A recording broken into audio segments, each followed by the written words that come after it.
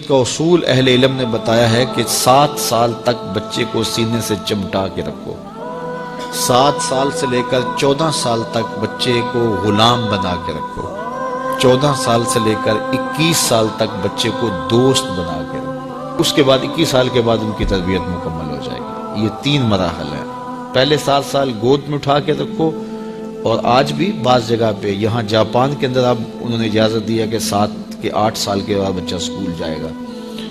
پہلے 10 سال تک غالباً ان کا تھا، 10 سال تک وہ اسکول نہیں جانے دیتے تھے بچے کو کہ ماں ہی تربیت کرے. سب سے بہتر تربیت کی درس گاہ، آماج گاہ یہی ہے ماں کی آغوش.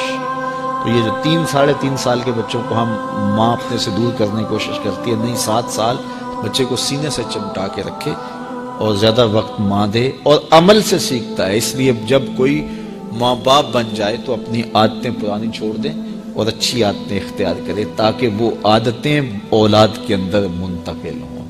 الوالد سر لابیہ، عمومی قاعدہ یہ ہے کہ والدین کا عکس ہوتی ہے اولاد، والدین کا راز ہوتی ہے اولاد. بہت سارے لوگ آتے ہیں ہمارے پاس، جناب یہ ہمارے بچوں کو کوئی تعویذ دے دو، کوئی ان کے لیے دم کر دو، ان کو اپنا مرید بنا لو، ان کو اپنے پاس رکھ لو، ان کو اپنی صحبت میں رکھو. یہ نماز بھی نہیں پڑھتا، چلو ہم نہیں پڑھتے تو یہ تو پڑھے. تو میں کہتا ہوں جب آپ نہیں پڑھتے تو یہ کیوں پڑھے؟ یہ کیسے؟ یہ اصول یہ ہے کہ آپ کریں گے تو یہ کرے گا، لیکن آپ کہتے ہیں کہ ہم نہیں کرتے یہ تو کرے.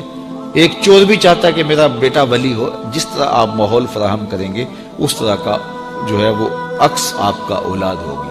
حضور نے فرمایا ہر پیدا ہونے والا بچہ فطرت اسلام پہ پیدا ہوتا ہے، فطرت سلیمہ پہ پیدا ہوتا ہے. اب اس کے ماں باپ اس کو عیسائی بناتے ہیں، اس کے ماں باپ اس کو یہودی بناتے ہیں، اس کے ماں باپ اس کو مجوسی بناتے ہیں. تو یہ عمومی طور پہ ماحول اس کو فراہم کرتا ہے، لیکن فطرتاً اگر اس کو کوئی سبق ماں باپ کی طرف سے نہ ہو تو وہ فطرتاً اسلام پہ ہو. کیونکہ فطرت سلیمہ یہ ہر شے کی اصل ہے. ہر انسان پیدا ہوتا ہے تو فطرت سلیمہ میں پیدا ہوتا ہے. تو اچھے والدین اچھی تربیت کی ضمانت ہے. تو جب کوئی کسی شخص کی شادی ہو جائے تو شادی سے ویسے بھی دین کی تکمیل ہو جاتی ہے، تو پھر اپنی عادات کو بھی بہتر کرے، اور تاکہ آنے والی اولاد نے اس کے عمل سے سیکھنا ہے، اس کے رویے سے سیکھنا ہے، اس کے طرز زندگی سے سیکھنا ہے. تو ہمارا سب سے قیمتی سرمایہ ہماری اولاد ہے. بعض اوقات ہم جو ہے وہ سارا دن اپنے کاروبار کو دیتے ہیں، دیگر امور میں دیتے ہیں، اولاد کو وقت نہیں دیتے. تو اولاد کو وقت چاہیے ہوتا ہے، اور اولاد کو وقت دینا چاہیے، اور اولاد کو وقت دینے سے ان کی اچھی تربیت ہوگی. وہ آپ کے پاس بیٹھے اٹھیں گے، آپ کی باتیں سنیں گے، آپ کے عمل دیکھیں گے، آپ کے رویے دیکھیں گے، تو پھر ان کے اندر اس کا عکس پیدا ہوگا. آپ کی روایات ان کے اندر منتقل ہوں گی، آپ کی عادات ان کے اندر منتقل ہوں گی. آپ کے حق کیا ہیں، اپنے اخلاق کیا ہیں، اپنی اقدار کیا ہیں. اگر وہ صالح ہیں تو صالح منتقل ہوں گی، اگر وہ صالح نہیں ہیں تو پھر جو ان کی عادات ہیں وہ ان کے اندر منتقل ہو پائیں گی. تو اس لیے ہمیں اولاد کی تربیت کرنے کے لیے سب سے پہلے اپنا جائزہ لینا ہوگا، اور پھر اس کو اولاد میں منتقل کرنا ہوگا. یہ کوئی ایسی گولی نہیں ہے کہ جو ہم خود نہ کھائیں اور ان کو کھلا دیں اور ان کو شفا ہو جائے. یہ گولی ہمیں خود بھی کھانی پڑے گی، پھر ان کو کھلانی پڑے گی. تو اس لیے قرآن نے کہا قو انفسکم واہلیکم نارا وقودھا الناس والحجارہ، اپنے آپ کو اور اپنی اولاد کو، اپنے اہل و عیال کو جہنم کی آگ سے بچا لو جس کا ایندھن انسان اور پتھر ہیں. اپنے عمل اتنے خوبصورت بناؤ، اپنے رویے اتنے پاکیزہ کر لو، اپنا انداز اتنا خوبصورت بنا لو کہ تمہارے رویے اور تمہارا انداز تمہاری نسلوں میں منتقل ہو، اور وہ بھی جہنم کی آگ سے بچ جائیں اور تم بھی جہنم کی آگ سے بچ جاؤ. لیکن اگر تمہارے رویے خوبصورت نہ ہوئے، عمل خوبصورت نہ ہوا. اولاد کی تربیت میں سب سے اہم چیز کیا ہے؟ ہم سمجھتے ہیں کہ تربیت میں ہماری گفتگو اثر انداز ہوگی، ہم دلائل کے انبار لگا دیں گے اور اولاد کو قائل کر لیں گے. اولاد قائل کرنے سے نہیں سیکھتی، اولاد آپ کے عمل سے سیکھتی ہے. ہم کہتے ہیں اولاد جب بڑی ہوگی، جب سمجھدار ہوگی تو پھر ہم ان کی تربیت کرنے لگیں گے، لیکن اس وقت وہ اس مرحلے سے نکل چکی ہوتی ہے. ماں باپ یہ سمجھتے ہیں ابھی تو یہ بولتے بھی نہیں ہیں، ابھی جو ہم کہتے ہیں وہ سمجھتے بھی نہیں ہیں، لیکن جو آپ کر رہے ہو اس کو سیکھتے ضرور ہیں. جو نابینا ہوتا ہے اس کی آنکھیں نہیں ہوتی لیکن دیگر اس کے حواس زیادہ کام کر رہے ہوتے ہیں۔ جب بچہ بول نہیں رہا ہوتا اور بچہ جب سمجھ نہیں رہا ہوتا تمہاری گفتگو کو، تو اس کی کاپی کرنے کی جو حس ہوتی ہے، نقل کرنے کی جو حس ہوتی ہے، وہ بہت زیادہ ہوتی ہے۔ تو وہ وقت ہوتا ہے اولاد کو سکھانے کا۔ اس لیے میرے حضور نے ارشاد فرمایا کہ اپنے گھروں کو قبرستان نہ بناؤ۔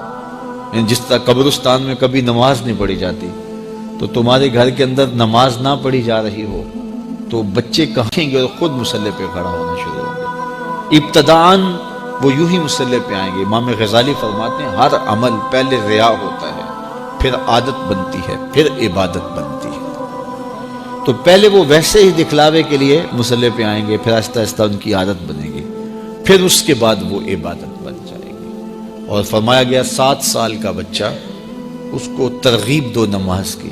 10 سال کی عمر ہوگی اور ابھی تک نہیں پڑھتا، تو پھر اس کو مار کر کے ہلکی ضرب سے اس کو زود و کوب بھی کیا جا سکتا ہے اور اس کو نماز کا خوگر بنایا جائے، تاکہ بلوغت سے قبل وہ نماز کا عادی بن جائے۔ اور آپ کو یہ بتاؤں کہ جو عمل بچے بچپن میں کرتے ہیں بلوغت سے پہلے، مثال کے طور پہ نماز پڑھتے ہیں، ابھی ان پہ نماز فرض نہیں ہوئی، واجب نہیں ہوئی۔ اس طرح چھوٹے بچے روزہ رکھ لیتے ہیں، 8 سال کے، 7 سال کے، 6 سال کے بچے روزہ رکھ رہے ہوتے ہیں۔ پھول جیسے بچے دوپہر کو کملا جاتے ہیں تو مائیں پریشان ہو جاتی ہیں، تو وہ انہیں بعض وقت خلوت میں لے جا کے کہتی ہیں کہ یہ دودھ پی لو، یہ چیز لے لو، کوئی دیکھ نہیں رہا۔ تو وہ بچے مانتے نہیں کہ نہیں، ہمارا اللہ دیکھ رہا ہے، ہم نے روزہ نبھانا ہے۔ تو وہ شام کے وقت کتنے بے دل سے ہوئے ہوتے ہیں، لیکن اس کے باوجود روزہ نبھا جاتے ہیں۔ اس طرح عمرہ کرتے ہیں بچے، حج کرتے ہیں بچپن کے اندر، اسی طرح جو ہے وہ نمازیں پڑھتے ہیں اور دیگر نیک عمل کرتے ہیں۔ تو وہ ابھی تو نہ ان کے لیے نماز واجب ہوئی، نہ ان کے لیے روزہ واجب ہوا، وہ بچے بلکہ شب بیداریاں کرتے ہیں، راتوں کو جاگتے ہیں بچے۔ یہ حفظ القرآن جو بچے کر رہے ہوتے ہیں، تو یہ اتنی زیادہ محنت کر رہے ہوتے ہیں کہ آدھی رات اٹھ کے تو اپنا سبق یاد کر رہے ہوتے ہیں اور سارا دن قرآن مجید پڑھ رہے ہوتے ہیں۔ اس طرح سے نظامی کے بچے جو ابھی نابالغ ہوں، تو جو بچے ابھی بالغ نہیں ہوتے، تو جو عمل کرتے ہیں وہ نمازیں ہیں، روزے ہیں، حج ہے، عمرہ ہے، یا کوئی اور نیک عمل ہے، سارے کا سارا ثواب ماں باپ کے نامہ اعمال میں درج ہوتا ہے۔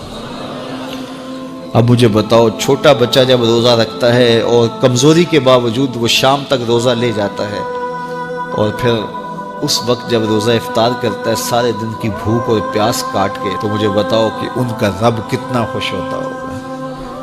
اور چونکہ نہ تو اس کے اندر کوئی تصنع ہے اور نہ کوئی اور بات، ان کا عمل ہی عمل ہے، اس میں خلوص ہی خلوص ہے، تو پھر وہ ماں باپ کے نامہ اعمال کے اندر وہ نیکیاں درج ہوتی ہیں۔ تو اولاد کو بچپن کے اندر آپ جو تربیت دیتے ہیں، تو وہ جو عمل کرتے ہیں، ایک تو ماں باپ کے کھاتے میں اس کا عمل، اور دوسرا بالغ ہونے سے قبل ان کی عادت پختہ ہو گئی، تو والدین کی ذمہ داری ہے کہ ان کو جو ہے وہ صالح تربیت